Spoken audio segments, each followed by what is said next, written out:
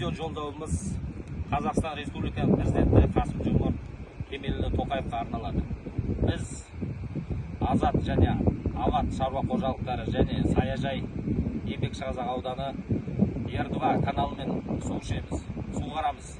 Сол Ердуа каналы ағымдағы жылдың 15 мамырында құлап қалды. Одан бері әкімшілік тарапынан, облватқос тарапынан ешқандай әрекет жасалып жатқан жоқ. Белгіленген уақыттан өтіп кетті. Сол үшін бұл жағдайды облыс прокурорына жауапты адамдарды жауапқа тартуын сұраймыз. Авария произошла 15 мая, на сегодня 25 июня. Значит, нам обещали